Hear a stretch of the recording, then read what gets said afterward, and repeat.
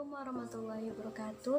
Perkenalkan, nama saya Wida Amalia Fadlia. Saya dari Prodi Tadris Bahasa Inggris. Di sini saya akan menjelaskan sedikit tentang pengertian hadis dilihat dari segi kualitas dan kuantitas. Dibagi menjadi dua, yaitu kualitas dan kuantitasnya. Yang dimaksud dari segi kualitas yaitu penggolongan hadis yang dilihat dari aspek ditolak atau diterimanya suatu hadis. Di kuantitasnya yaitu adalah penggolongan hadis yang ditinjau dari banyaknya rawi yang meriwayatkan. Itu hadis ditinjau dari segi kuantitasnya.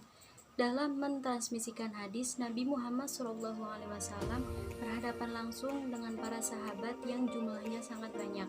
Karena pada saat itu Nabi Muhammad sedang berkhutbah di hadapan banyak kaum muslimin. Dan seterusnya terjadi kepada para sahabat dan tabi'in.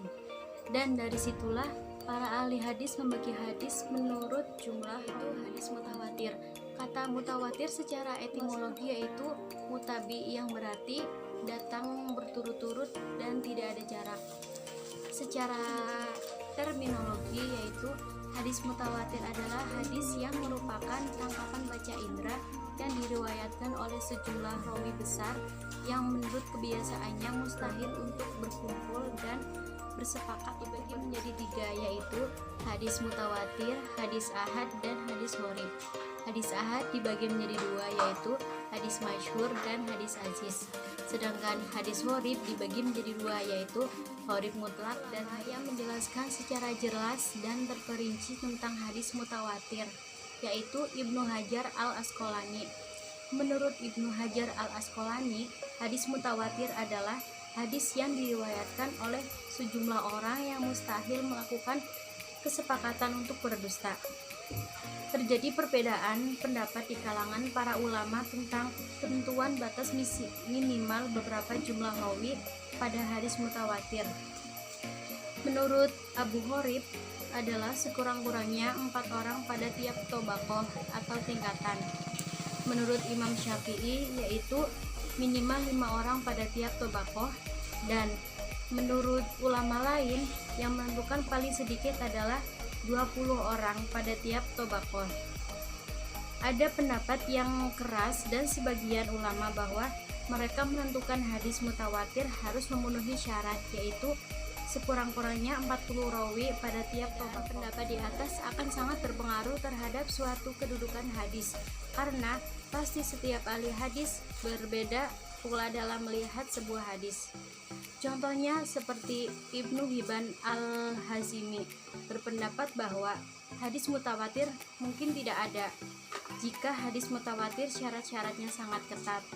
Namun menurut Ibnu Allah, hadis mutawatir tetap ada, namun jumlahnya tidak banyak. Sendiri dibagi menjadi dua, yaitu hadis mutawatir lafzi dan hadis mutawatir makna.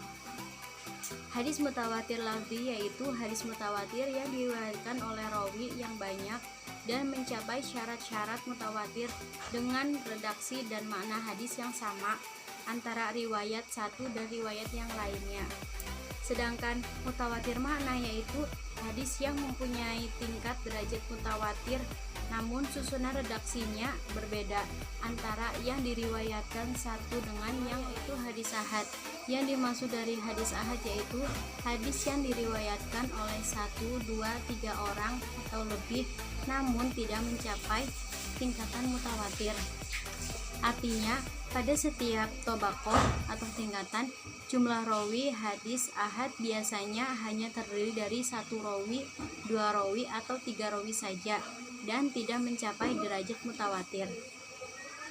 Di kalangan para ulama ahli hadis terjadi perbedaan pendapat mengenai kedudukan hadis ahad untuk digunakan sebagai landasan hukum.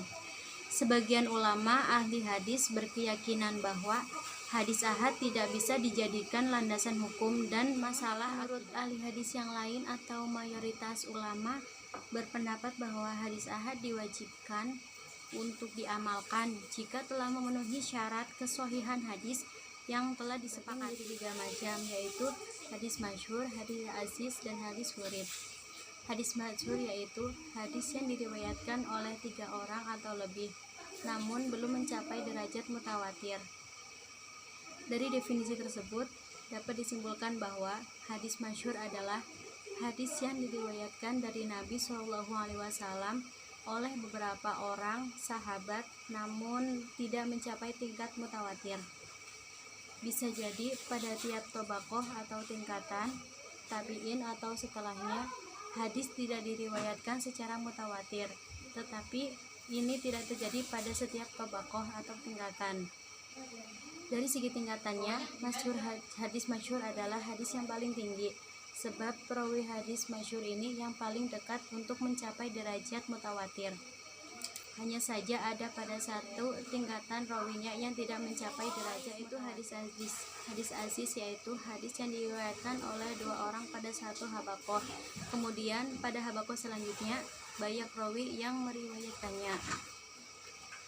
Dari definisi di atas, hadis aziz yaitu hadis yang pada salah satu setiap tobakoh atau tingkatannya rawinya hanya dijumpai rawi saja.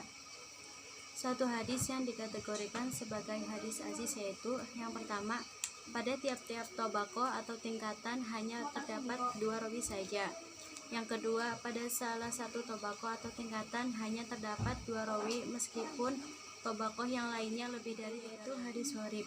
Secara etimologi, kata gharib yaitu dari horoba yahribu yang artinya menyendiri, asing atau terpisah. Sedangkan secara terminologi, hadis gharib adalah hadis yang diriwayatkan oleh seorang rawi dimanapun tempat sanad itu terjadi.